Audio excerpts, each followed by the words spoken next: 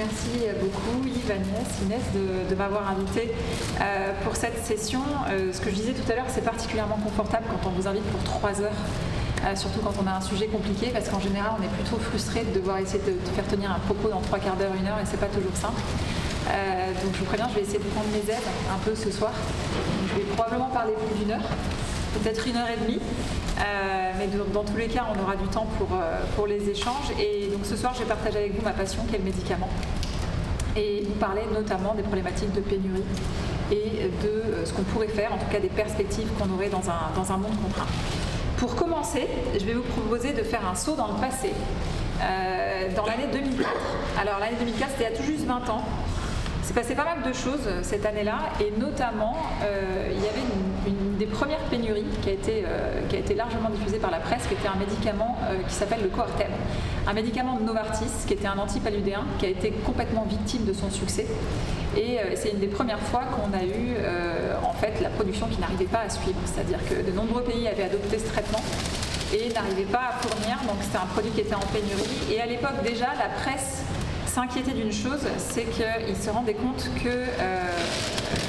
qu'en fait, la production de ce médicament dépendait d'un principe actif qui est extrait d'une plante qui s'appelle l'Artemisia annua et qui était quasi exclusivement produite en Chine.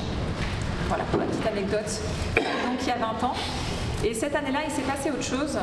Ça a été l'arrivée des génériques d'un médicament qui s'appelle Mopral 20, vous en avez probablement déjà pris, donc un antiacide, un produit assez classique qui était un très très gros blockbuster. 2004, c'était les prémices des génériques. Donc la possibilité de substitution par le pharmacien, elle était mise en place fin 99. Et les génériques, je ne sais pas si vous vous en rappelez, mais ils avaient beaucoup de mal au début à trouver leur place. C'était compliqué pour les pharmaciens de les proposer. Et cette arrivée-là a été un tournant majeur, en fait, parce que ce générique-là a eu un très très gros succès et il a quasiment remplacé le Princeps en un temps record. C'était la première fois que ça arrivait, donc ça a été vraiment un remplacement massif du médicament original par l'ensemble de ces génériques. Et donc cette générication massive, elle a généré beaucoup d'inquiétudes.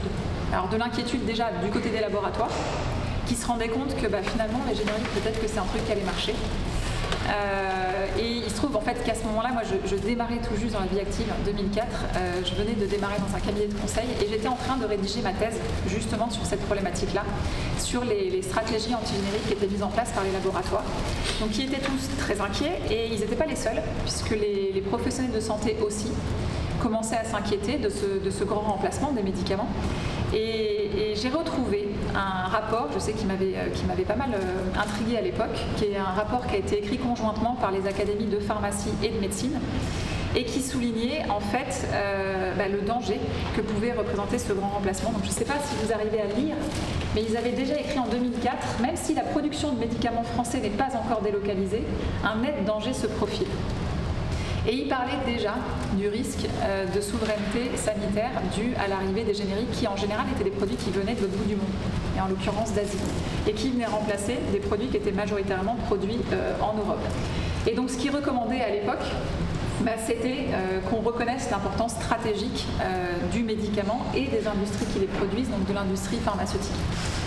Ce qui n'a absolument pas été fait et ce qui a conduit à la situation qu'on connaît aujourd'hui, c'est-à-dire que tout ça était parfaitement prévisible, ce remplacement des produits, et rien n'a été fait en fait pour protéger, si vous voulez, cette production.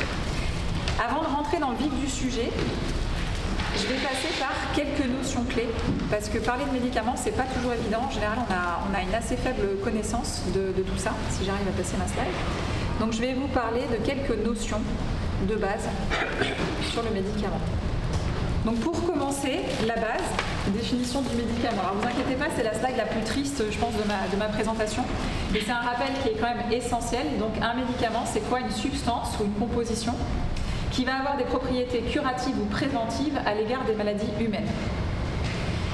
Et qui va permettre soit d'établir un diagnostic médical ou de restaurer, corriger ou modifier des fonctions physiologiques. Et son action peut s'exercer de façon pharmacologique, immunologique ou métabolique. Donc un médicament, ça peut être beaucoup de choses. Alors vous pensez tous aux boîtes que vous connaissez, mais sachez que les vaccins sont aussi des médicaments. Les produits de contraste que vous pouvez prendre avant un examen sont des médicaments aussi. Donc c'est une définition qui est assez large. Un autre petit détail, ce que c'est qu'une spécialité pharmaceutique. Je vous prends un exemple, l'amoxicilline, c'est un médicament. La boîte de Clamoxyl, c'est une spécialité pharmaceutique.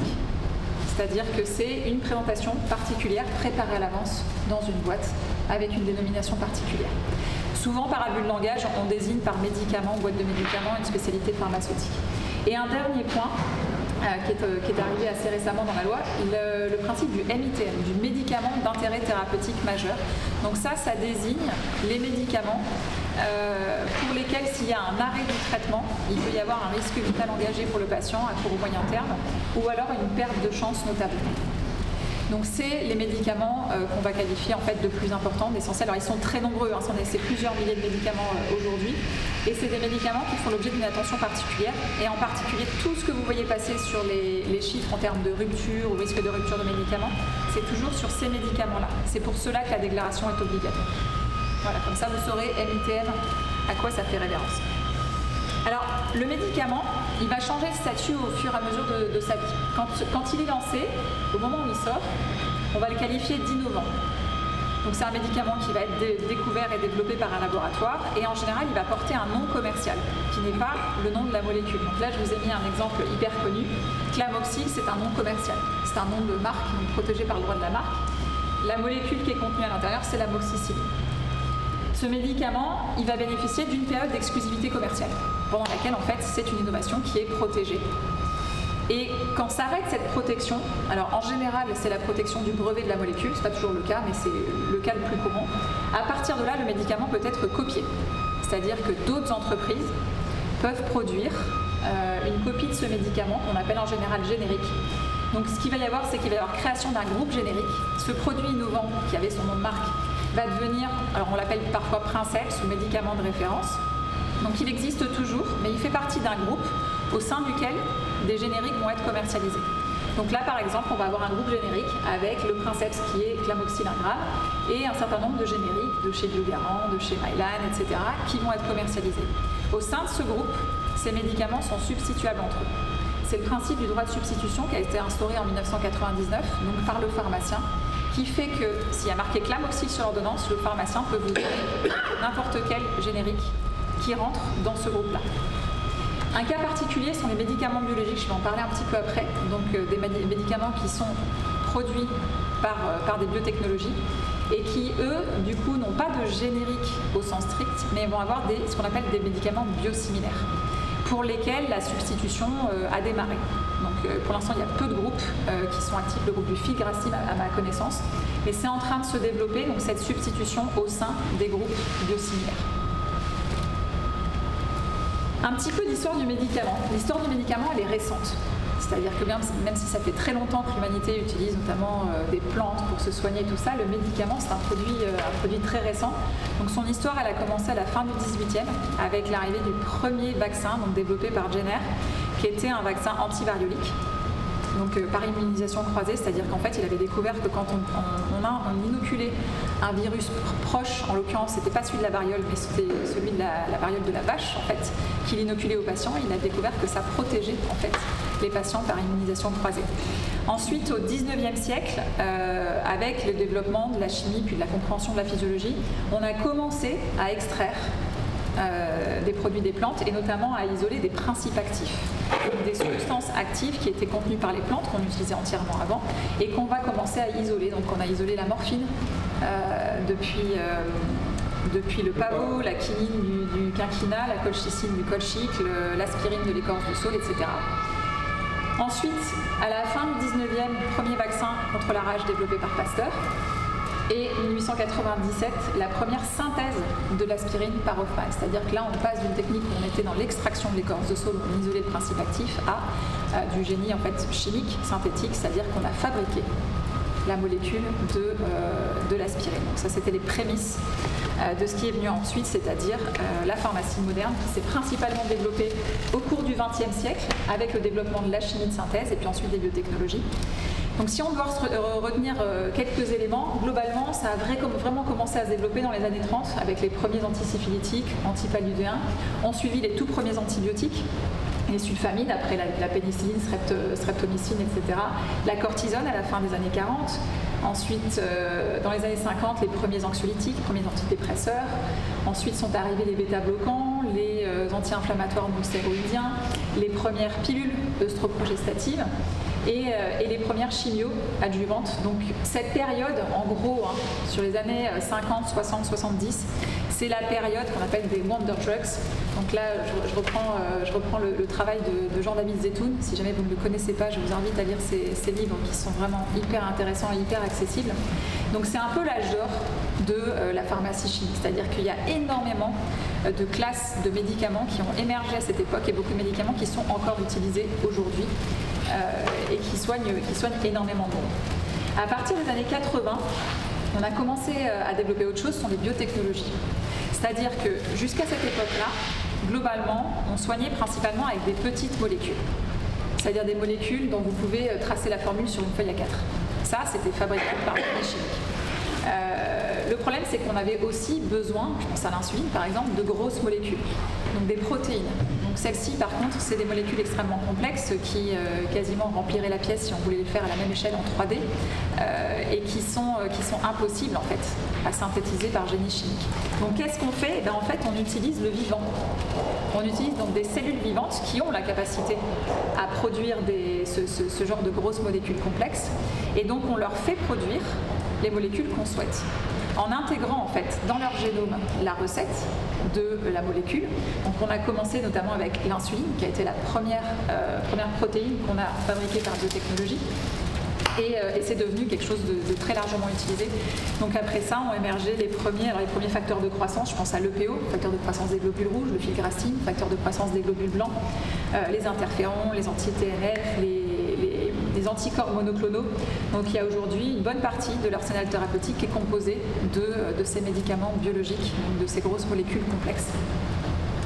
Ensuite, se sont développés d'autres types de médicaments. Donc à partir du début des années 2000, donc sur les 20 dernières années, notamment les médicaments génériques.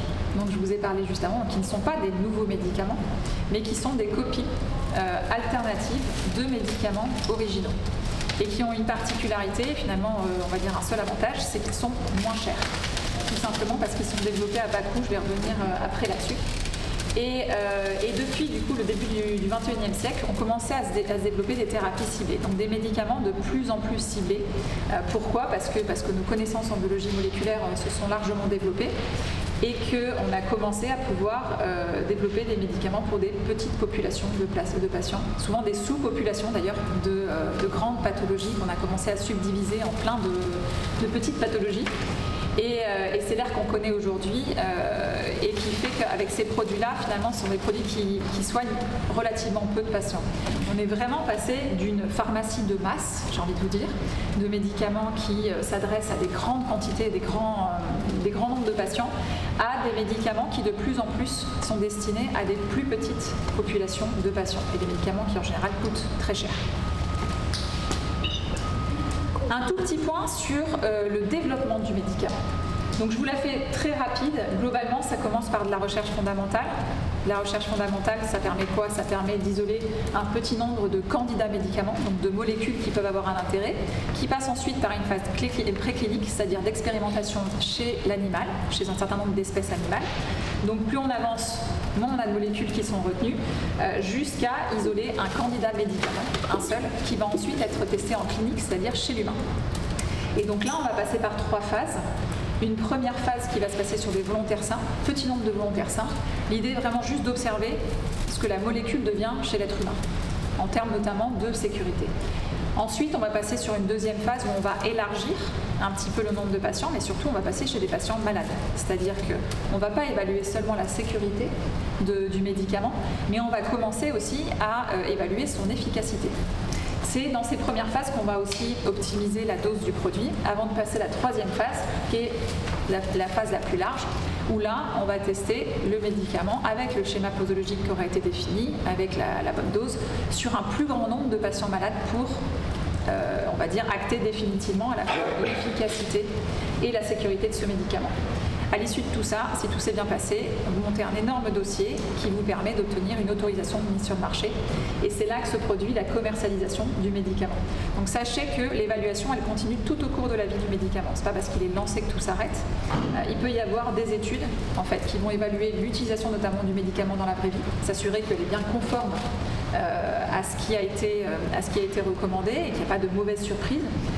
Notamment quand vous passez de quelques milliers de personnes à plusieurs centaines de milliers de personnes, il peut y avoir l'émergence d'effets indésirables qui n'avaient pas été détectés dans les essais. Comme je vous disais, les 2 étapes du milieu, c'est vraiment le cœur de métier de l'industrie pharmaceutique. Et ensuite, la dernière étape, vous avez aussi d'autres établissements pharmaceutiques qui vont s'occuper spécifiquement du stockage et de la distribution des médicaments, ce qui est un métier à part. Et en France, nous avons un circuit qui est sécurisé, c'est-à-dire que le médicament passe d'établissement pharmaceutique à établissement pharmaceutique sous la responsabilité toujours d'un pharmacien responsable jusqu'au bout, jusqu'au pharmacien de l'officine, par exemple, où vous allez le chercher. Et ce médicament sort du circuit à partir du moment où vous sortez avec la boîte de la pharmacie. Alors, l'industrie pharmaceutique, c'est qui ? Première chose que j'aime bien préciser, même si c'est un petit peu défoncer une porte ouverte, c'est que ce sont des entreprises privées à but lucratif. C'est un choix, conscient ou non, qui a été fait par l'humanité depuis le début, c'est de confier ça à des entreprises privées. C'est-à-dire qu'aujourd'hui, le médicament n'est pas un bien commun. Et c'est ce qui commence à poser problème aujourd'hui, parce que voilà, ce sont quasi exclusivement des entreprises privées. Donc avec leurs contraintes, avec leurs obligations de rentabilité, parce que sinon elles meurent, et leur recherche de profit. Alors, on a l'habitude de parler de Big Pharma, souvent, et j'aime beaucoup cette image de l'iceberg, parce que Big Pharma, c'est qui sont déjà les laboratoires que vous connaissez. Ceux que vous connaissez, ce sont ceux qui commercialisent. Et encore, vous n'en connaissez pas beaucoup. Et bien souvent, Big Pharma, donc, sont quelques grands laboratoires qui brassent des milliards et qui font des profits importants. Et qui, eux, pour le coup, investissent beaucoup dans la recherche et développement pour pouvoir développer de nouveaux médicaments innovants. Il y a d'autres Big Pharma qu'on connaît normalement un petit peu moins, qui sont les grands génériqueurs. Donc ceux-là aussi, ils brassent des milliards. En revanche, ils sont beaucoup moins profitables, puisque eux, ils produisent donc des copies de médicaments avec des marges qui sont très réduites. Ensuite, il y a une foultitude de laboratoires moyens ou petits que vous ne connaissez pas forcément. Vous avez des laboratoires qui, pour certains, ont 1 ou 2 médicaments seulement commercialisés, souvent sur des niches thérapeutiques. Et puis, vous avez des acteurs de l'ombre qui sont de plus en plus nombreux et qui sont ce qu'on appelle les façonniers. Donc, ce sont ceux qui vont produire, en fait, les médicaments pour l'industrie pharmaceutique. Et ceux-là, vous ne les connaissez pas parce que leur nom, il ne sera jamais sur la boîte. Ce ne sont pas eux qui commercialisent. Et il y en a de plus en plus. On estime qu'un tiers de la production aujourd'hui serait externalisée. Et pour les nouveaux médicaments, il y en a plus de la moitié aujourd'hui qui obtiennent des AMM qui ne produisent pas eux-mêmes les médicaments. Donc, ils confient ça à un tiers. Donc, il y a vraiment eu une émergence de ce métier. Donc, on les appelle les CDMO ou les façonniers, qui sont de plus en plus nombreux et qui fabriquent les médicaments pour les laboratoires pharmaceutiques. Pour vous donner des ordres de grandeur, puisque c'est un marché, du coup, du marché pharmaceutique mondial, en gros, on était donc en 2022 à 1500 milliards de dollars dans le monde. En 2023, on était déjà à 1600 milliards de dollars. Ce qu'il y a à retenir, c'est quoi ? C'est le premier pays, les USA. Ils représentent à eux seuls 41% du marché mondial. Mais surtout, comme les médicaments sont très chers chez eux, ils représentent 80% des profits. Donc ça, c'est important à avoir en tête parce qu'en gros, c'est eux qui donnent le là. C'est-à-dire que le marché américain est le marché de référence aujourd'hui, notamment en termes de besoins thérapeutiques. C'est le premier marché qui est ciblé, notamment par la recherche. Donc ça oriente énormément de choses. Deuxième point à retenir, la France, nous, on est le 5e pays mondial, ce qui reste pas mal. Hein. Donc après les US, après la Chine, l'Allemagne et le Japon, mais on ne représente que 3% du marché mondial. Et seulement 1,5% des profits, parce que chez nous, les médicaments sont très peu chers. Donc ça vous donne une idée du peu d'influence qu'on peut avoir aujourd'hui sur le marché mondial, même si tout l'intérêt en fait de l'Union européenne, c'est-à-dire de s'unir et de faire un marché unique du médicament, c'est que quand on s'unit, notamment, alors là ce qui est représenté, c'est les 5 plus gros pays d'Europe, on représente 13% de ce marché. Donc là, on représente un intérêt pour les industriels du médicament. Deuxième chose, les génériques. Ces médicaments dont je vous parlais tout à l'heure, qui se sont particulièrement développés sur ces 20 dernières années, ce sont eux qui nous soignent aujourd'hui. Ça représente donc 70% des volumes dans l'Union européenne, 90% des volumes aux États-Unis. Donc globalement, les médicaments les plus importants, les plus essentiels et ceux qui nous soignent majoritairement aujourd'hui, ce sont des médicaments génériques. Donc ce sont des médicaments relativement vieux et relativement pas chers.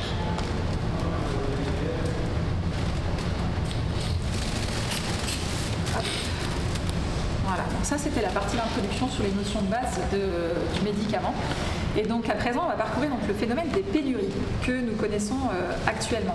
Alors on parle de quoi ? On parle, ce qui est défini dans la loi, c'est la rupture d'approvisionnement, c'est-à-dire l'incapacité de votre pharmacien à vous procurer le médicament en 72 heures. Grosso modo c'est ça. Ce qu'on définit comme rupture de stock, c'est plutôt l'incapacité à produire pour le fabricant. Ces ruptures, globalement, ça va de quelques heures à plusieurs années. Donc on a eu notamment des cas de contingentement de médicaments sur plusieurs années. Je pense au Belatacept, à la bléomycine, qui connaissaient des problèmes de production et pour lesquels, du coup, les dispensations étaient comptées chaque mois pour des patients spécifiques. Globalement, on a une médiane à 2 mois du temps de rupture qui, elle, évolue pas trop. Et ensuite, ce phénomène qu'on connaît en France, il est mondial. C'est-à-dire qu'aujourd'hui, il concerne tous les pays du monde, quelle que soit la robustesse de leur économie, donc quelle que soit leur richesse, quelle que soit la robustesse de leur tissu industriel, tous les pays aujourd'hui dans le monde sont concernés. Pour ce qui est de la France, donc ce que vous avez représenté à droite, donc ce sont les mesures les mesures de suivi qui sont faites actuellement par l'Agence du médicament, du nombre de ces ruptures. Alors vous avez en vert foncé les ruptures de stock effectives et en vert clair les risques de rupture. Depuis 2021, les laboratoires ont l'obligation d'avertir l'Agence du médicament quand il y a une tension qui se développe et qu'il y a possibilité d'avoir une rupture de stock. Donc c'est pour ça que ça a explosé ces dernières années. Donc vous voyez que ce ne sont pas les ruptures, mais en tout cas ce sont les tensions qui se sont énormément développées sur les dernières années. Mais vous voyez aussi que ce n'était pas nouveau. Il y avait déjà des alertes qui avaient été données, notamment en 2018, si mes souvenirs sont bons. Il y avait déjà une mission d'information sénatoriale, je crois, qui avait été menée et qui avait fait un certain nombre de propositions pour justement essayer de préserver notre souveraineté sanitaire. Et il ne s'était pas passé grand-chose derrière, à mon souvenir. Et finalement, il n'y a que le Covid qui a fini par nous faire réagir. Mais en tout cas, on est toujours dans une tendance de croissance de ces pénuries. Les médicaments touchés, ça peut être globalement tous les types de médicaments, mais bien sûr, en grande majorité, ce sont des génériques, donc des médicaments matures, et vous avez même de plus de 10 ans.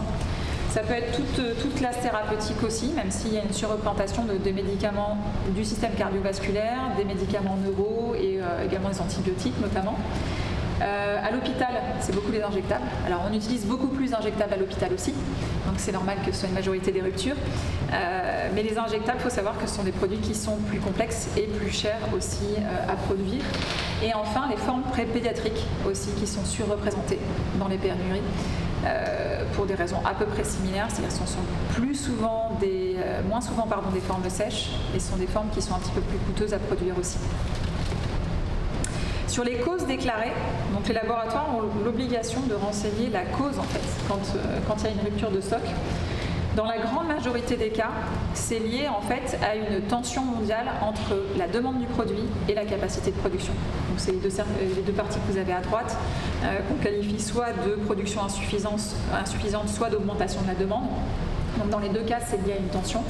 Et après, dans une moindre mesure, vous pouvez avoir des problèmes d'approvisionnement en matières premières, notamment en principes actifs. Ça peut être des problèmes d'approvisionnement aussi dans d'autres articles de conditionnement. Il y a eu le cas de l'aluminium qui a posé problème à un moment. Ça peut être le verre aussi et d'autres raisons qui sont plus anecdotiques. Mais globalement, ce qu'on doit retenir, c'est que c'est surtout un problème de tension mondiale entre offre et demande.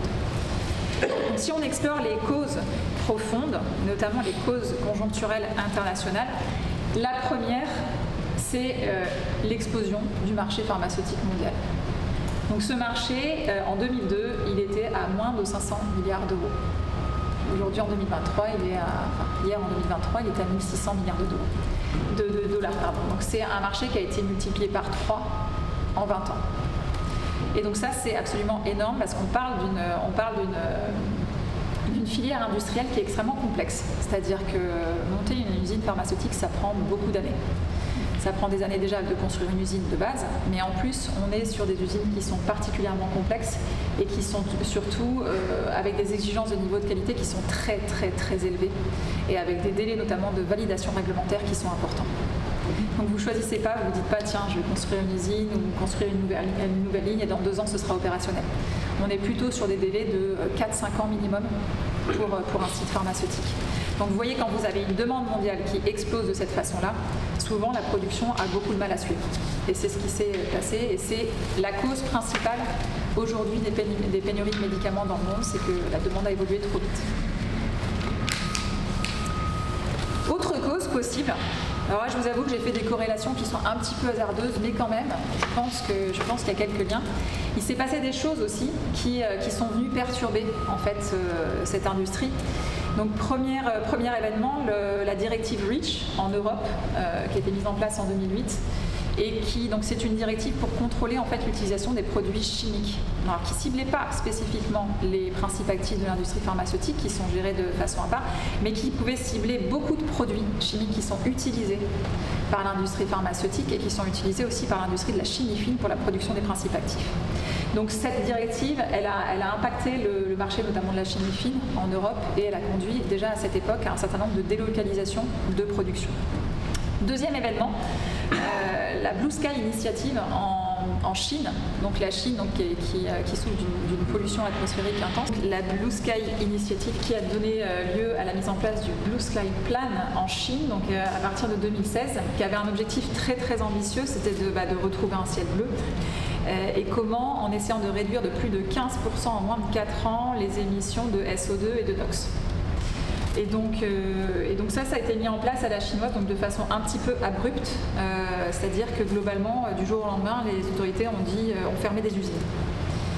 Sans trop de préavis, donc ce qui fait qu'il y a eu concrètement des trous en fait, il y a eu des trous dans la raquette.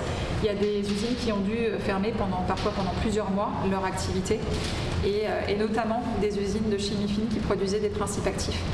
Donc ça a géré, donc du coup par effet boule de neige, ça a généré un petit peu partout dans le monde des retards de production et donc des ruptures de stock.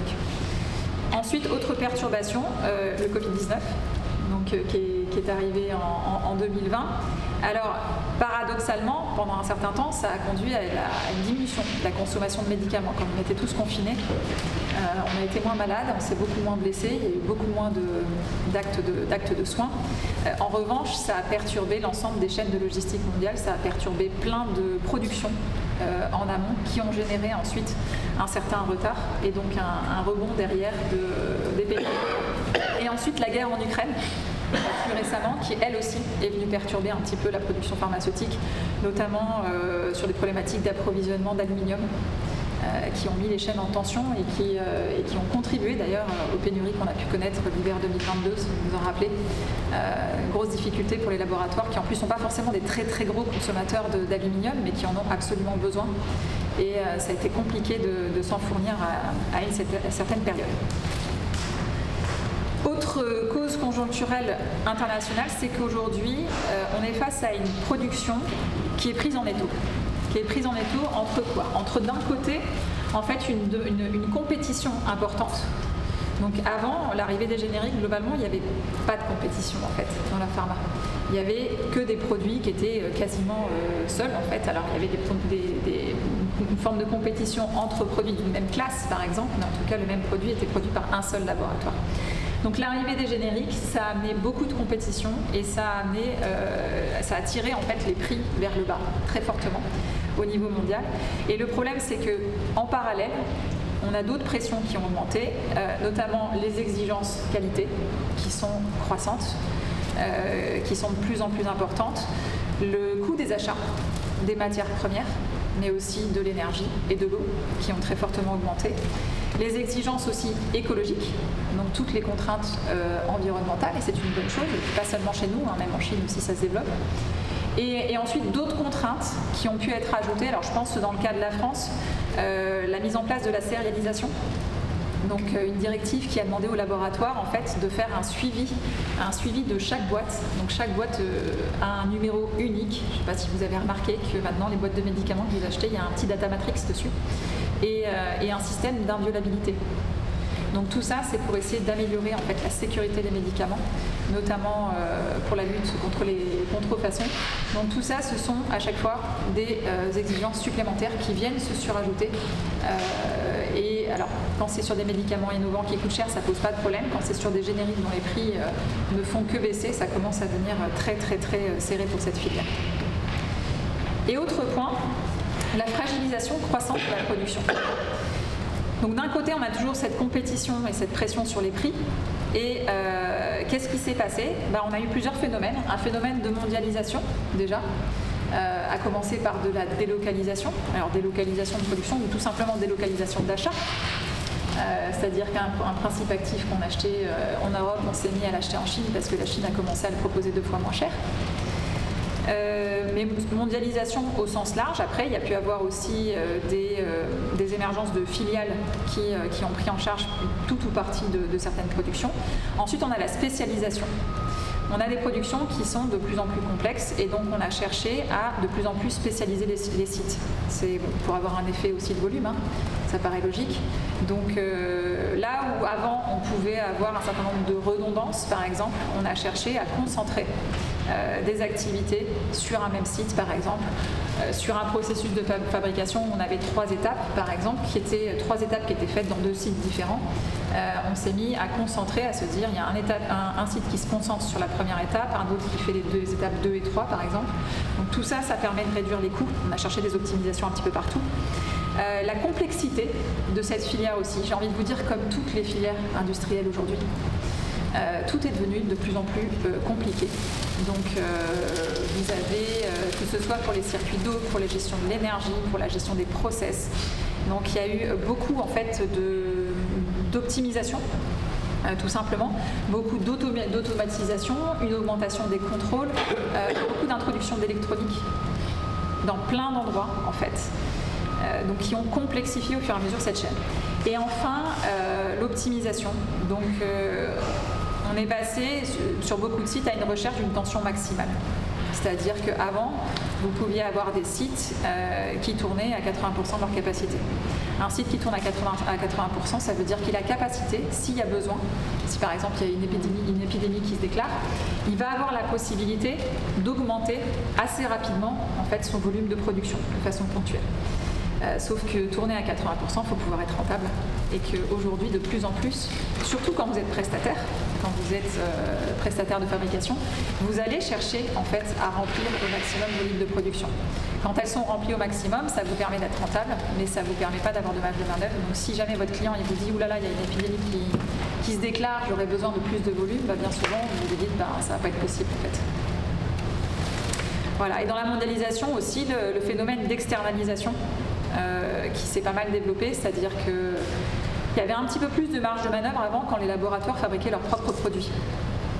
C'est tout con, hein, mais globalement, quand c'est dans la maison et que vous avez un produit sur lequel il y a une demande qui augmente, ce sera plus facile de négocier avec les collègues et de dire bon écoute, sur ton produit, toi dans une période tranquille on a un bon stock tampon, si ça t'ennuie pas on va décaler la production de ton lot un petit peu pour rallonger la production du mien.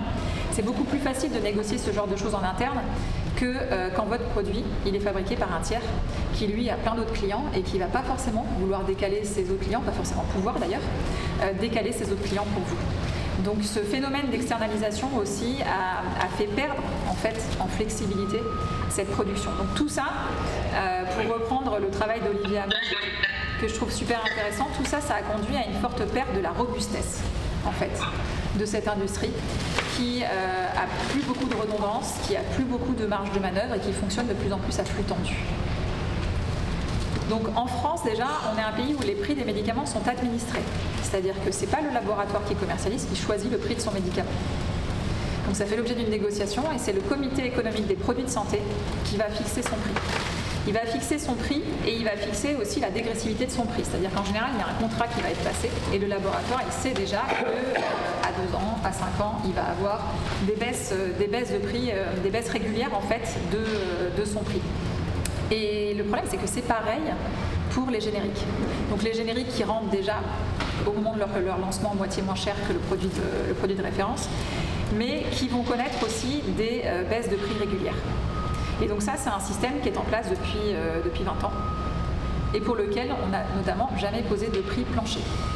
C'est-à-dire que chaque année, il y a une négociation qui est faite, donc c'est l'ONDAM, donc l'Objectif national de dépenses de l'assurance maladie, c'est-à-dire que nos parlementaires vont voter une enveloppe, notamment pour le médicament, pour l'ensemble des soins de santé, mais notamment pour le médicament.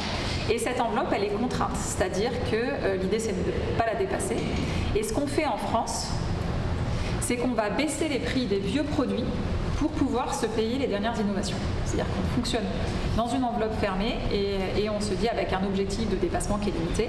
Et donc, pour pouvoir se payer les dernières innovations qui sortent des derniers médicaments, et ben en fait, on va appliquer des baisses de prix. Donc chaque année, ils sélectionnent des classes thérapeutiques de médicaments et ils disent, par exemple, j'en sais rien moi, la classe des bêta-bloquants va prendre moins 10% l'année prochaine.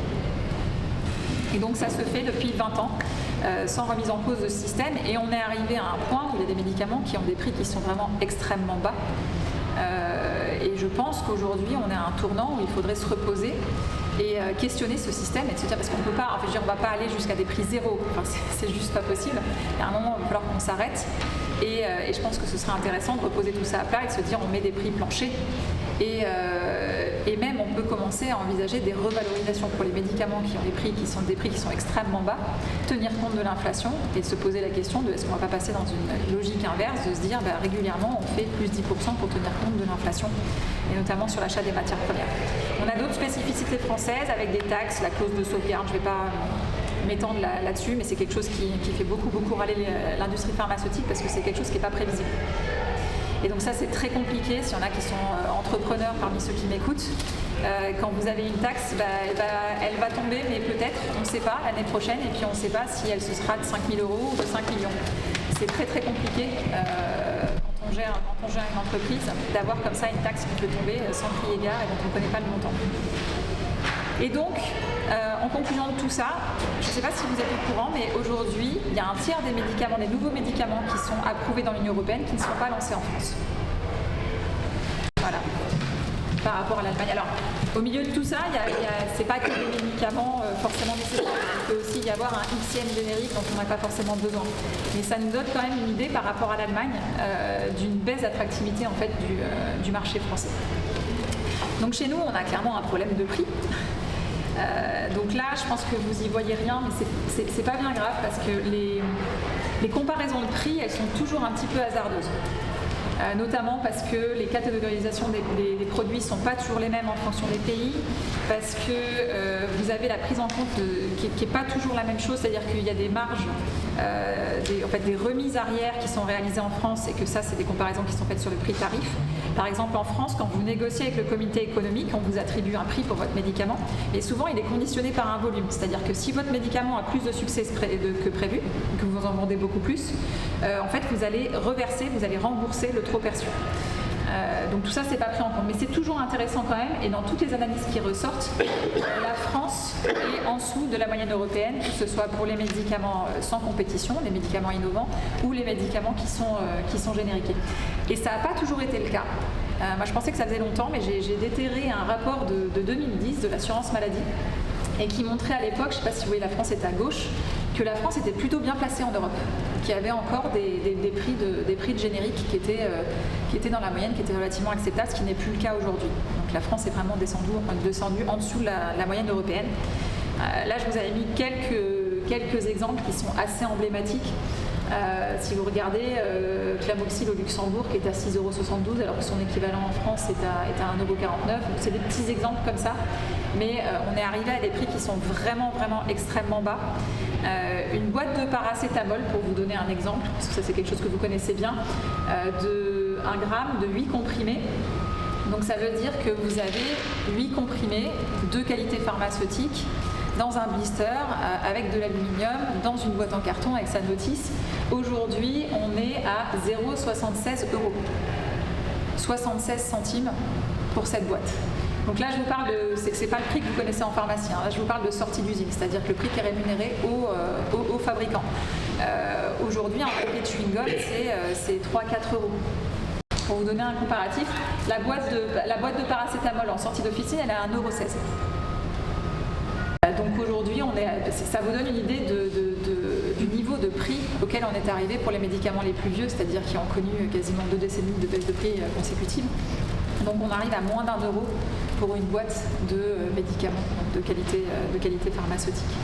Il y avait une étude qui a été faite par le SICOS, c'est le syndicat de la chimie fine, en 2019 et qui avait montré que les produits qui étaient en rupture étaient en moyenne 2 fois moins chers en France que dans les autres pays européens. Donc il y a clairement un lien aujourd'hui avec cette question du prix. Et dernière analyse que je vous partage, alors à prendre avec des grosses pincettes, je préfère vous prévenir, mais je n'ai pas trouvé mieux. Une question de profitabilité globale. Alors il y a clairement un problème de prix sur certains médicaments, hein, sur les médicaments qui sont entre guillemets les plus vieux, et qui bien souvent sont ceux qui sont les plus importants pour nous, les plus essentiels et ceux qui nous soignent. Il y a aussi une question de profitabilité globale. Donc je vous parlais tout à l'heure de questions de taxes spécifiques qui sont appliquées à l'industrie pharmaceutique, la clause de sauvegarde. Aujourd'hui en France, on a une profitabilité qui est très inférieure aux autres pays européens. Et si vous regardez sur les génériques de ville, on serait à un exercice qui est quasi à marge nulle, à 0,3%. Alors, à prendre avec des grosses pincettes, je tiens à le préciser, parce que ça relève aussi d'une certaine volonté.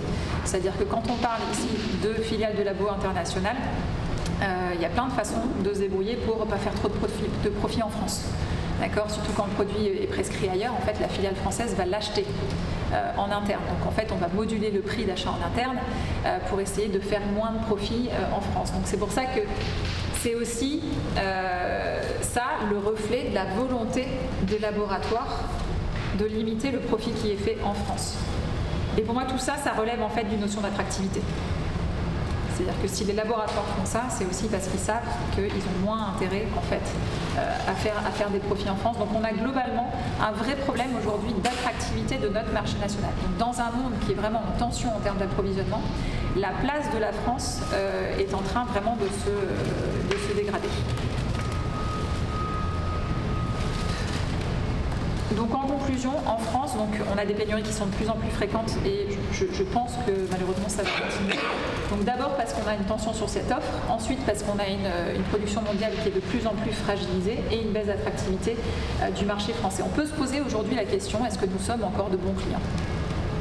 Comme je vous disais tout à l'heure, on est 3% du marché mondial. Alors on est encore 5e. Donc ce qui nous protège aujourd'hui, ça reste le volume. C'est-à-dire qu'on reste un gros marché. On est encore un incontournable à l'échelle mondiale. Mais ça pourrait vraiment changer. Et de plus en plus dans les appels d'offres hospitaliers, aujourd'hui, vous avez des pharmaciens hospitaliers qui s'étonnent que certains labos ne répondent pas à des marchés. Ça commence à arriver de plus en plus, c'est-à-dire laboratoires qui se disent non en fait, parce que le prix est trop bas, soit parce que les contraintes sont trop importantes, mais qui potentiellement aujourd'hui envisagent de ne pas fournir le marché français. Donc je pense que nous avons un besoin vraiment énorme de sécuriser notre approvisionnement en médicaments essentiels. Je vous propose à présent de faire un petit aperçu de la filière française de production de médicaments pour vous parler un peu de notre tissu industriel. Donc on en a beaucoup parlé récemment et quand on écoute les infos, on a l'impression qu'il n'y a plus trop d'industrie pharma en France. Alors c'est pas vrai, il en reste, alors certes il y a des sites qui ont fermé, mais il en reste encore pas mal, à peu près 271 sites qui sont répertoriés en France. Donc ce qu'il y a eu aussi, c'est qu'il y a beaucoup de grandes enseignes qui ont cédé leurs sites, et notamment à des façonniers. Donc il y a des sites qui n'ont pas fermé, mais qui sont partis. C'est hyper connu, je pense à Sanofi, je pense à Pfizer par exemple, et qui sont passés façonniers, donc qui potentiellement passent inaperçus. Vous ne savez peut-être pas que c'est de la production pharmaceutique, mais en tout cas il en reste. Aujourd'hui, il y a une majorité de la production française qui est exportée. Donc ça, c'est en lien avec ce que je vous disais, le phénomène de spécialisation et de concentration aussi. Là où un laboratoire pouvait fabriquer un médicament dans X usines dans le monde, il a cherché en tout cas à concentrer les volumes, toujours pour réduire ses coûts, sur un plus petit nombre d'usines. Donc aujourd'hui, quand une usine fabrique un médicament, elle ne le fabrique pas que pour le pays. Elle le fabrique en général pour un certain nombre de pays. Donc la France, elle a été leader, c'était le premier producteur européen de médicaments. Et c'était le cas notamment à l'époque, en 2004, à l'époque de l'apparition du rapport dont je vous parlais de l'Académie de médecine et de pharmacie, qui disait on est encore premier, mais ça pourrait ne pas durer. Ils avaient tout à fait raison, puisqu'on ne l'est plus depuis 2008. Donc aujourd'hui, on est le 4e, après Suisse, Allemagne et Italie. Il y a aujourd'hui une majorité des sites qui sont détenus par des sous-traitants, donc les fameux façonniers dont je vous parlais, qui représentent aujourd'hui une majorité de ces sites-là. On a une production qui est relativement vieillissante, puisqu'aujourd'hui 80% alors sur la partie chimique, pas biotechnologique, des produits qui sont fabriqués en France ont une AMM de plus de 8 ans. Et donc ça veut dire quoi? Ça veut dire que demain, ces médicaments, ils vont être génériqués. Et donc, quand un médicament est génériqué, bien souvent, il est acheté en Asie. Donc c'est vraiment, on parlait souvent de délocalisation, mais en fait, c'est pas une délocalisation de la production, c'est une délocalisation de nos achats. C'est-à-dire que nous, c'est ça, c'est le patient français, entre guillemets, enfin le système français, si vous voulez, qui achetait un médicament innovant qui était fabriqué en France ou en Europe, et qui du jour au lendemain va le remplacer au moment de l'achat par un générique qui est fabriqué à l'autre bout du monde. C'est pas le fabricant qui va déplacer son usine d'un seul coup parce qu'il est génériqué. C'est vraiment nous qui en fait modifions notre façon de l'acheter. Et du côté des médicaments biologiques, sur la biotech, globalement en France on est très à la bourre là-dessus.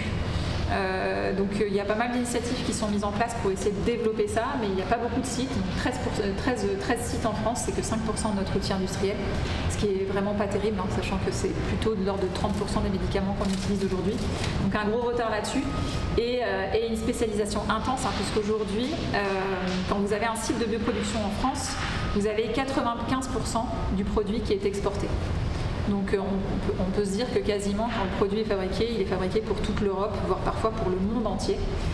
Et à l'inverse, aujourd'hui, nous en France, on importe 95% des médicaments biologiques qu'on consomme. Donc c'est vraiment une filière qui est plus moderne, qui est plus récente et qui est extrêmement concentrée et spécialisée.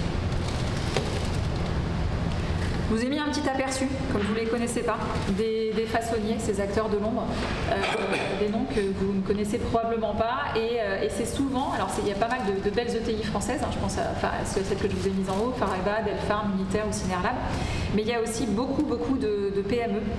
Donc près de la moitié de ces sites sont des PME qui parfois ont seulement un site ou moins de 250 personnes. Donc ça reste des entreprises qui sont vraiment de taille assez petite, très très loin de l'image de Big Pharma qu'on peut avoir et qui fabriquent énormément de nos médicaments.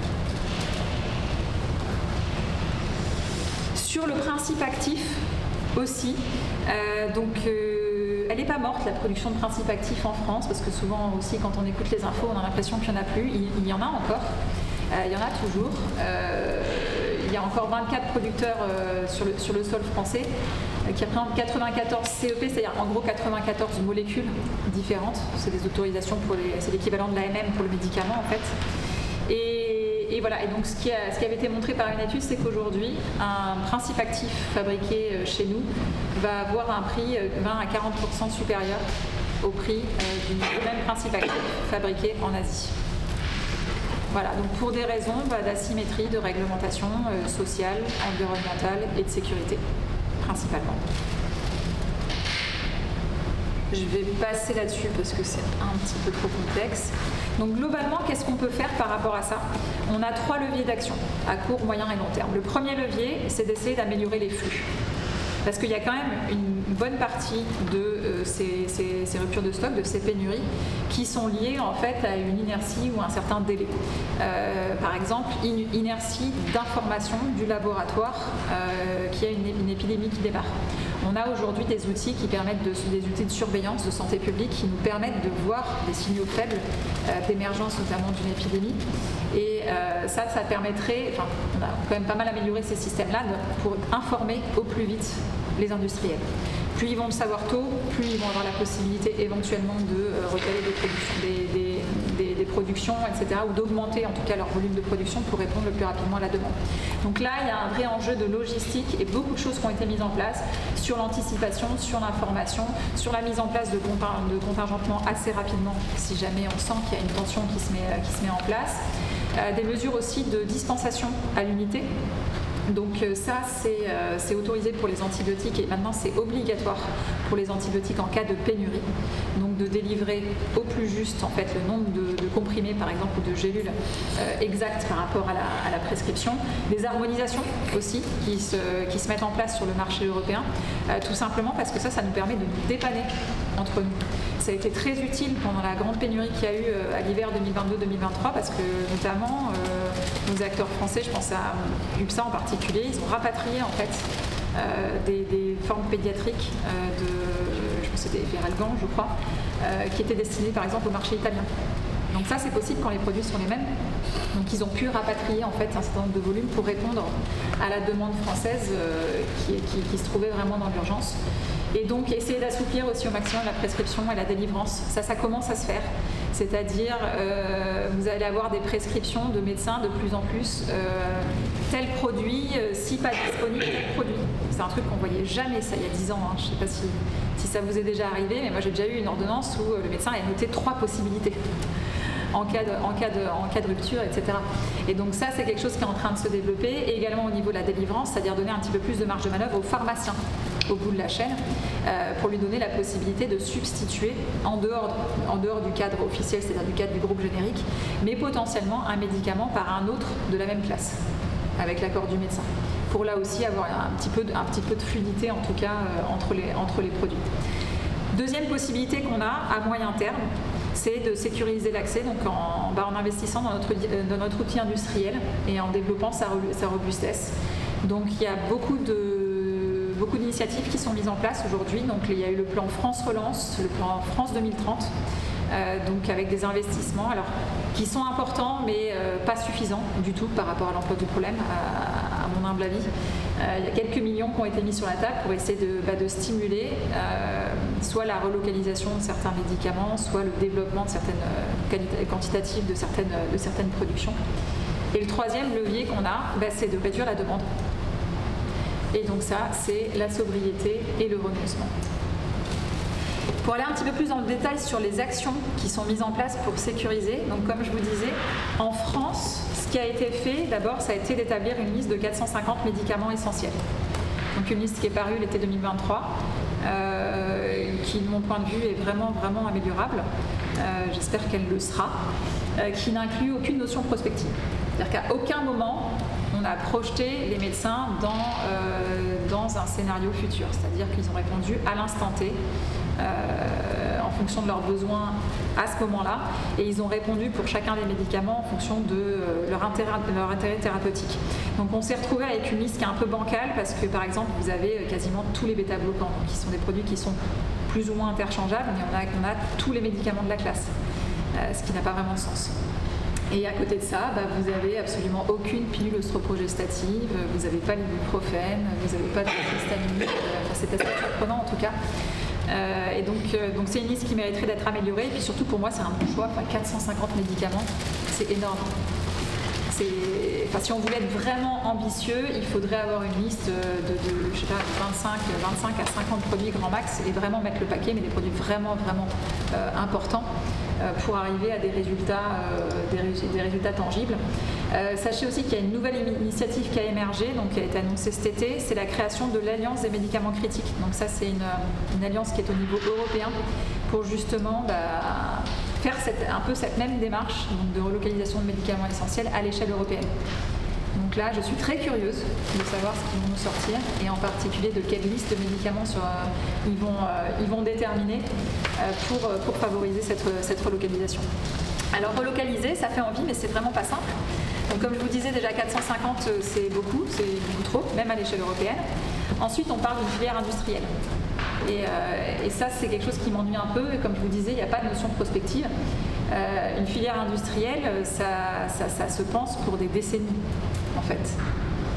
Et moi, j'ai la profonde conviction que dans 10 ans, dans 20 ans, dans 30 ans, nos besoins en termes de médicaments risquent de changer.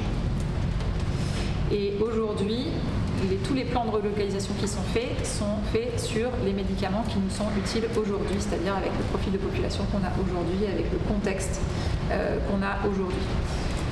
Ensuite, cette relocalisation, elle n'est pas simple parce qu'il y a toujours besoin d'innovation. Alors on en parlait tout à l'heure, aujourd'hui le cadre réglementaire a énormément changé. C'est-à-dire que vous ne pouvez pas relocaliser une molécule en vous disant je vais prendre le process tel qu'il est fait en Chine et l'importer dans une usine européenne. Ça ne marche pas aujourd'hui, il y a trop de paramètres qui sont différents, donc à chaque fois que vous voulez relocaliser, il va falloir passer par une phase de R&D, avec toujours une petite incertitude, pas toujours sûr de trouver effectivement une autre façon de faire, mais ça nécessite beaucoup de temps et d'investissement. Ensuite, on a terriblement besoin d'un financement adapté au Made in France ou Made in Europe. C'est-à-dire qu'aujourd'hui, il y a concrètement une concurrence déloyale, c'est-à-dire que notamment sur les marchés hospitaliers, les médicaments qui sont fabriqués sur le sol européen, donc avec des principes actifs qui potentiellement coûtent beaucoup plus cher, avec une main-d'œuvre qui coûte plus cher, avec une production qui est plus vertueuse d'un point de vue environnemental, tout ça, ça coûte plus cher, se retrouvent en frontal avec des produits qui viennent d'Asie. Et donc qui ne sont pas du tout soumis aux mêmes obligations. Donc là, il y a encore un vrai travail de fond à faire pour valoriser, notamment dans les appels d'offres, ces différences-là. Et pour terminer, ce ne sera pas simple de relocaliser parce qu'on manque déjà de personnel qualifié. Aujourd'hui, on manque cruellement de pharmaciens, on manque cruellement de profils de techniciens de production, des profils Bac+2, Bac+3, que beaucoup de sites ont du mal à recruter. Et donc, si on veut relocaliser massivement, il va falloir former et motiver massivement les jeunes pour intégrer cette filière. Et ça, d'un point de vue purement personnel, je pense déjà qu'il me faudrait définir une shortlist de médicaments, mais vraiment short. Et surtout, je pense qu'il est urgent de nationaliser cette production. Parce que je pense qu'il faut faire d'un certain nombre de médicaments un bien commun, qu'aujourd'hui on ne peut pas les laisser à la merci du marché, en fait, d'un marché qui est mondialisé, qu'on saurait faire, c'est pas impossible, On a déjà aujourd'hui, on a l'établissement français du sang, qui est un établissement public qui gère tous les produits sanguins labiles, donc les poches de sang que vous pouvez utiliser quand vous êtes perfusé notamment. On a aussi la pharmacie centrale des armées qui est une institution publique. On a le LFB qui est détenu par l'Agence des participations de l'État. Donc je pense qu'on saurait faire, que ce serait tout à fait possible de créer un établissement français du médicament. Il y a d'autres initiatives dans le monde assez similaires qui ont été mises en place, alors pas publiques, mais en tout cas à but non lucratif. Je pense en particulier aux États-Unis, qui ne sont pas connus pour être le pays le plus communiste du monde et qui, depuis 2018 déjà, a mis en place une grosse structure associative qui s'appelle Civica et qui gère un très grand nombre de médicaments essentiels, aussi de médicaments génériques. Donc ils ont des usines en propre, mais ils ont aussi des contrats avec des façonniers et tout ça, ça a été possible parce qu'ils ont contractualisé avec un grand nombre d'établissements hospitaliers américains qui leur garantissent des achats. Donc il y a vraiment une structure très intéressante qui a été mise en place là-bas et je ne vois pas pourquoi est-ce qu'on ne pourrait pas faire de même chez nous.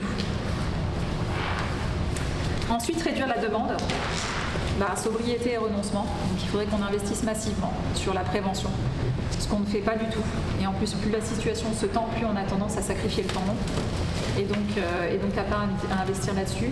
Se poser sérieusement la question de l'intérêt collectif versus l'intérêt individuel. Puisqu'aujourd'hui, on se retrouve à une époque où il y a beaucoup d'innovations qui sortent, qui sont pour un très très petit nombre de patients et qui représentent un coût très important pour la société. Et donc ces médicaments, ils sont pris en charge par le collectif, mais ça a un prix, puisque du coup, ça veut dire que derrière, on va baisser l'enveloppe qu'on va consacrer aux médicaments essentiels, les moins chers, qui soignent le plus grand nombre. Et donc je pense qu'il est vraiment temps qu'on se pose la question de quelles innovations thérapeutiques est-ce qu'on peut encore se permettre aujourd'hui.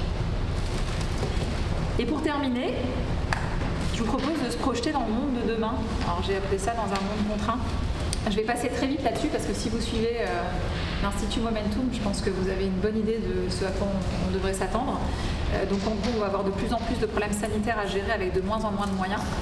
Et le constat, c'est qu'aujourd'hui, l'industrie pharmaceutique est pleine de dépendance et de vulnérabilité. Donc en amont, l'industrie pharmaceutique, elle ne fonctionne pas sans énergie, sans eau, parfois en grande quantité, sans réseau, sans financement, sans matières premières diverses et variées, sans matériel et équipement, parfois très très high-tech, sans infrastructure. Une usine de production, c'est une quantité d'acier assez hallucinante et une quantité d'électronique tout aussi hallucinante, de personnel qualifié, mais aussi en aval. besoin d'infrastructures logistiques, de transport, de gestion des déchets, de gestion des eaux usées et là aussi de financement en aval. Donc en gros, ça reste une filière qui est extrêmement fragile. Et c'est une filière en plus qui a un coût écologique. Donc là, je vais passer assez rapidement. Je pense que vous êtes nombreux à avoir vu passer le rapport du Shift Project sur la santé, donc qui a chiffré l'impact carbone des activités de santé au sens large, donc à près de 50 millions de tonnes équivalent. On sait que dans le monde, les émissions de GES du secteur de l'ensemble du secteur de la santé, ce serait le 5e pays le plus gros émetteur mondial. Donc 4 à 5% des émissions de GES mondiales. Globalement, quand on sait l'impact santé du changement climatique, on sait qu'on soigne d'un côté, mais qu'on a un impact délétère aussi de l'autre avec ces activités-là. Et notamment avec le médicament qui représente aujourd'hui 30%, voire 29% précisément de ces émissions de GES. Et là, on parle que des GES, c'est-à-dire que vous avez aussi un impact environnemental, notamment potentiellement de pollution des eaux. Voilà. Donc on sait qu'on a des activités qui sont très impactantes et des activités qui sont extrêmement fragiles. Je prends la question ou pas ? On va terminer dans quelques instants et on prendra toutes les questions. Retenez bien. Bon, alors vas-y, mais c'est exceptionnel. Après, vous allez en parler sur la diapo d'après, c'est est-ce que l'impact en pollution environnementale de l'industrie pharmaceutique prend en compte le rapprochement de la théorie liée à ces médicaments qui donc engendre une pollution majeure puisque les gens vivent plus nombreux plus longtemps. C'est ça le problème principal. Pour moi, dans cette affaire. À ma connaissance, le calcul n'a pas été fait. Mais, oui, ce serait intéressant. Après, tu as un décalage entre les deux. C'est-à-dire que globalement, aujourd'hui, avec un médicament, tu sauves une vie maintenant, là, tout de suite, et ton impact environnemental a souvent une certaine inertie et ne va pas forcément impacter la même vie et de la même façon. Puis ça va être difficile aussi de distinguer. Sur les émissions de GES, on peut sortir une part de responsabilité. Sur la question de la pollution des eaux, c'est beaucoup plus difficile à mesurer en termes d'impact. Mais ce sera intéressant, effectivement. Et en particulier, puisque tu ouvres la parenthèse, je pense que c'est intéressant à évaluer pour certains médicaments. Je pense notamment à des médicaments orphelins, des médicaments qui sont développés et qui, j'exagère peut-être un peu, mais qui vont sauver 15 ou 20 patients dans le monde. Quand on sait l'impact que peut avoir la recherche et tout ça, on peut se questionner sur le bilan en termes de vie humaine de ce type de médicaments. Alors du coup, on se questionne justement, c'est quoi l'impact du médicament ? Moi, je me suis posé cette question et je me suis dit qu'est-ce que ça nous a apporté à l'espèce humaine ? Parce que globalement, le médicament, c'est un produit industriel qui est né avec l'industrie et qui, je pense, mourra avec. Donc il y a un jour où on ne pourra plus produire de médicaments. Et donc, ce qu'on remarque, c'est que, alors ça, là aussi, je fais référence aux travaux de Jean-David Zetoun. Globalement, l'humanité, pendant la très très grande majorité de sa vie, jusqu'au milieu du XVIIIe siècle, elle a eu une espérance de vie entre 25 et 35 ans. À peu près 30 ans, sans jamais dépasser 35 ans. Donc l'immense majorité des 108 milliards d'êtres humains qui seraient passés sur cette Terre ont vécu moins de 35 ans. Et donc, qu'est-ce qui a fait que cette espérance de vie, elle a augmenté ? Donc, la première chose, il y a une grande phase, en gros, entre milieu du XVIIIe siècle jusqu'à 1950. Donc, qu'est-ce qui s'est passé ? On a développé le traitement public des villes, c'est-à-dire l'hygiène. Donc, la gestion des égouts, l'arrivée de l'eau potable, toutes ces notions d'hygiène. Ensuite, on s'est beaucoup mieux nourri. Donc, l'apport en calories, donc des êtres humains qui étaient en bien meilleure santé. Avec un système immunitaire en bien meilleure santé, et ensuite la médecine moderne qui est venue s'ajouter. La médecine, elle a commencé bien avant le médicament, Et donc globalement, si on regarde, avant l'arrivée de ces wonder drugs, je vous les ai replacés là sur le graphique, parce que l'explosion des médicaments grand public, toutes ces classes que je vous ai citées tout à l'heure, c'était en gros à partir de 1950. Avant, on avait quelques produits, mais pas énormes, on avait surtout quelques vaccins. Vous voyez où ils sont arrivés, ces médicaments-là, ils sont arrivés à une période où on avait déjà, en gros, une espérance de vie de 65-70 ans. Donc la plupart des médicaments nous ont permis en fait un gain marginal d'espérance de vie de l'ordre de 15-20 ans, à peu près. En tout cas, moi, quand j'ai fait ce rapprochement, j'ai trouvé ça un peu intriguant. Je me suis dit, c'est marrant parce qu'on a l'impression qu'il y a beaucoup de médicaments qui nous maintiennent en vie, ce qui est un peu vrai. Mais on se rend compte qu'avant l'arrivée de la plupart de ces médicaments, on avait déjà une espérance de vie intéressante. Et donc, on serait tenté de se dire, bon, bah, finalement, si demain on n'a plus de médicaments, peut-être qu'on va redescendre à une espérance de vie entre 60-65 ans et tout ça. Je pense que c'est pas si simple. Parce que si demain il n'y a plus de médicaments, si demain il n'y a plus de filière industrielle pour plein de raisons, il y a des chances pour que l'agriculture se casse la gueule aussi. Et que le monde n'est plus le même. Et notamment je pense en termes de qualité nutritive des aliments et en termes de pollution. Je pense qu'on ne sera pas du tout logé à la même enseigne que les personnes qui vivaient dans les années 40. Voilà, donc je trouvais le parallèle intéressant. Je pense que c'est très difficile de se projeter. En tout cas, voilà, c'est pas la fin du monde, j'ai envie de vous dire, s'il n'y a plus de médicaments. En revanche, c'est pas du tout sûr qu'on puisse revenir à une espérance de vie qui était à l'époque pré-médicaments, compte tenu de tout ce qu'on a pu modifier aujourd'hui dans notre environnement et du nombre qu'on est aussi aujourd'hui sur la planète. Autre point clé, si on se projette dans ce monde de demain, ça va être de se réapproprier les médicaments low-tech. Parce que jusqu'à ces périodes-là, il n'y avait pas de médicaments. Il y avait déjà un certain nombre de vaccins qui ont sauvé beaucoup de monde. Il y avait déjà un petit nombre d'antibiotiques qui sauvaient notamment beaucoup d'enfants. Et moi, je me pose vraiment la question de comment est-ce qu'on va réussir à développer des médicaments low-tech. Alors je suis désolée, j'ai trouvé surtout des obstacles. Quand je me suis penchée là-dessus et que je me suis dit bon, qu'est-ce qu'on pourrait faire, j'y vois beaucoup d'obstacles. Alors déjà parce que c'est la tendance opposée dans laquelle notre société est lancée aujourd'hui. C'est la course à l'échalote. Que ce soit dans l'imagerie, dans le diagnostic et dans tout, c'est toujours plus de high-tech, toujours plus de complexité. Et en plus, paradoxalement, c'est poussé par la transition écologique. Notamment sur tout ce qui est gestion énergétique et gestion de l'eau, on introduit énormément de complexité et de dépendance électronique en voulant réduire les consommations énergétiques et réduire les consommations d'eau. Ensuite, il y a une incompatibilité totale avec entre ce type de production et les contraintes et les exigences qualité qu'on a aujourd'hui, qui sont extrêmement élevées et qui, pour la plupart des contrôles, nécessitent de toute façon des instruments high-tech. Ensuite, pour moi, il y a une question de temporalité, c'est-à-dire que la période, elle était suffisamment longue pour qu'on ait tout oublié. Là, on parle de 3 générations. On a tout perdu. Je veux dire, les techniques de Pasteur et de Jenner à l'époque, aujourd'hui, on les a plus. Et je me pose vraiment la question de comment est-ce qu'on va réussir à se les réapproprier, surtout dans un monde où il y a des chances pour que les matières soient de moins en moins disponibles. Je pense que c'était relativement facile pour eux à l'époque de se procurer du verre, de se procurer pas mal de choses. Je ne sais pas, demain, dans une société post-industrielle, en quelle mesure est-ce que ce sera encore possible.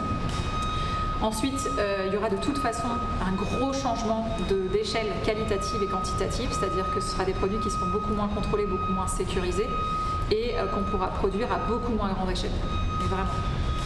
Et enfin, pour moi, se pose surtout la question du financement aujourd'hui. Comment est-ce qu'on peut financer aujourd'hui ces développements-là, alors même que les médicaments, alors que j'ai appelé high-tech low-cost, parce que c'est ça globalement qui sort de nos usines aujourd'hui, les génériques, ces médicaments qui sont basés sur plein de technologies high-tech, mais qui arrivent à sortir à des prix très très bas.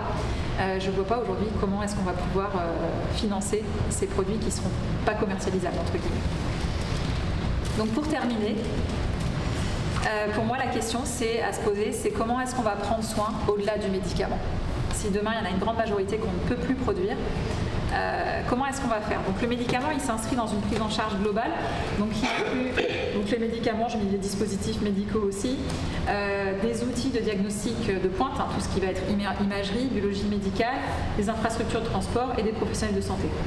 Globalement, si on se projette dans une société post-industrielle, là où on a, en gros, en vertical, on n'a plus rien, globalement, quasiment. Il nous restera probablement quelques infrastructures et transports, mais assez light. Il va falloir qu'on mise beaucoup sur les professionnels de santé et sur l'humain. Et pas seulement, pour moi, ça va être miser sur l'ensemble des ressources naturelles qui sont renouvelables, c'est-à-dire miser sur une alimentation saine, qui est probablement le premier et le principal axe de prévention qu'on a aujourd'hui, sur des comportements adaptés. Donc ça veut dire limiter les comportements à risque, donc lutter contre les violences en premier lieu, mais également lutter contre les activités dangereuses, l'alcool, la drogue, miser à fond sur les talents humains. Donc ça veut dire développer notamment l'exploration clinique, la façon dont on forme nos professionnels de santé, les médecins. Et donc ça, par exemple, il y a beaucoup d'inspiration à prendre dans les pays qui sont moins développés que les nôtres, des pays qui sont en difficulté. Et alors il y a de plus en plus d'étudiants en médecine qui vont faire des semestres en Afrique ou des choses comme ça, parce que c'est hyper intéressant de se former dans des endroits où quand il n'y a pas, il n'y a pas. Quand vous n'avez pas accès à l'imagerie, comment est-ce que vous faites pour évaluer un trauma ? Et tout ça, ça se développe en fait. C'est des compétences qui ont été oubliées et qu'aujourd'hui on n'a plus vocation à apprendre parce qu'on a plein d'outils qui font à notre place. Mais il y aurait beaucoup de choses à développer justement sur l'apprentissage de l'exploration clinique sans high-tech. Travailler aussi beaucoup sur les questions psychiatriques, psychologiques. Et puis après, il y a tous les autres talents à développer. Je pense à la kiné, à l'ostéo, je pense à l'hypnose aussi, que je vois comme un potentiel énorme, en tout cas. Moi, j'ai une proche qui a été récemment opérée d'un cancer, une opération d'1h30, sans le moindre anesthésiant. Elle n'a pas eu mal. Et même si tout le monde ne répond pas à l'hypnose, ça permettrait de réduire, mais vraiment de façon très importante, le recours aux médicaments, que ce soit pendant l'opération ou d'ailleurs en post-opératoire aussi. Beaucoup moins de douleur, beaucoup moins d'inflammation. Donc il y a plein de choses comme ça qu'il faudrait qu'on développe en misant sur les talents humains. Et puis après, il nous restera bien sûr les ressources végétales et animales. Pour terminer sur les enjeux de cette transition, pour moi, le premier enjeu, c'est d'arriver à obtenir un jour, j'espère, un recul réglementaire et qualité. Quand est-ce qu'on va arriver à passer la marche arrière ? Ça fait des décennies qu'on est dans une course à toujours plus d'exigences, toujours plus de qualité, toujours moins d'impureté, toujours moins de variations. Et je pense qu'il y a un moment où il va falloir qu'on revienne en arrière. Parce que je pense que ça fait un petit moment qu'on a passé l'étape des rendements décroissants, que ça fait longtemps que ce qu'on investit n'apporte pas forcément grand-chose. On l'a vu d'ailleurs sur la courbe de l'espérance de vie. Il va falloir qu'on arrive à développer les low-tech, malgré les problèmes de financement, malgré les difficultés que ça représente. Il va falloir aussi qu'on gère un décalage temporel. Donc ça, c'est une chose qui me paraît un petit peu inquiétante, c'est-à-dire qu'il y a une inertie à l'impact en fait, des activités industrielles, notamment en termes de pollution. Et ce que je crains, c'est qu'on risque de se retrouver dans une période où on n'aura peut-être plus les moyens apportés par l'ère industrielle, je pense en particulier aux médicaments, mais qu'on va commencer à payer le prix des pollutions, notamment qui auront été générées par cette même ère industrielle. Donc il est possible qu'on passe par une période où en fait on aura beaucoup de maladies industrielles qui ne pourront plus être soignées par les produits qui ne seront plus disponibles. Voilà, en tout cas, ce sera une étape de transition. Et le dernier point qui me tient particulièrement à cœur et qui pour moi est le plus gros enjeu, ça va être la préservation des connaissances et le respect de la science. Pendant longtemps, je me disais, bon, le futur ne ressemblera pas au passé parce qu'on a appris trop de choses. Tout ce qu'on a dépensé en énergie et en matière, ça nous a permis d'acquérir énormément de connaissances. Et je continue de penser que le futur ne ressemblera jamais à aucun des passés qu'on a connus. En revanche, je suis beaucoup moins confiante aujourd'hui sur le fait qu'on arrive à préserver ces connaissances. Parce que concrètement, je pense que la science est vraiment, vraiment menacée aujourd'hui. L'émergence de la désinformation, moi, m'inquiète beaucoup. Quand on voit aussi les différentes études qui ont été faites, c'est tout petit, je suis désolée, vous y voyez rien, mais les études qui sont faites auprès des jeunes, notamment par l'Institut Reboot, il y en avait une qui montrait qu'ils étaient 16% à penser que la Terre pourrait être plate. Et ce qui est intéressant, c'est de comparer avec les seniors. Chez les seniors, c'est 3%. Donc on n'est pas du tout, mais alors du tout sur une bonne tendance. Et c'est un phénomène qui se développe notamment avec les réseaux sociaux. Donc vous avez un prof qui passe 2 heures en cours à expliquer que la Terre est ronde avec masse d'arguments scientifiques. Et puis le soir, le gamin, il rentre et puis il va mater une vidéo TikTok d'une minute 30 où vous avez un blaireau qui va lui expliquer que non, la Terre est plate et il reste là-dessus en fait. Donc je pense qu'il y a un vrai problème, en tout cas, de préservation et de respect de toutes ces connaissances qu'on a réussi à acquérir grâce à cette ère industrielle. Et voilà, quand je vois qu'aujourd'hui on a une association qui s'est montée qui s'appelle Scientifiques en Rébellion, moi ça me fait vraiment mal au cœur qu'on en soit là aujourd'hui, que les scientifiques soient obligés de se rebeller pour être écoutés. Et je trouve que c'est quelque chose qui est particulièrement inquiétant pour notre avenir. Voilà. Donc en conclusion, je pense qu'il y a urgence à préserver et investir dans notre tissu industriel, donc ça c'est vraiment à court terme, pour essayer en tout cas de préserver tout ce qu'on peut alors je ne sais pas s'il nous reste 1, 2, 3, 4, 5 décennies industrielles, en tout cas je pense que ça vaut le coup d'essayer de préserver un maximum de médicaments, en tout cas parmi les plus essentiels, d'investir massivement sur la prévention, de préserver les connaissances et lutter contre la désinformation, d'investir dans tous les soins et les médicaments low-tech, et enfin se préparer au renoncement, parce qu'il y a de fortes chances pour que demain on ne puisse plus soigner tout ce qu'on peut soigner aujourd'hui. Donc il va falloir réapprendre à mourir de certaines maladies qu'on pouvait soigner avant. Et surtout, je pense, s'attacher à améliorer la qualité de la vie plutôt qu'à chercher indéfiniment à l'allonger. Voilà. Merci. Bravo.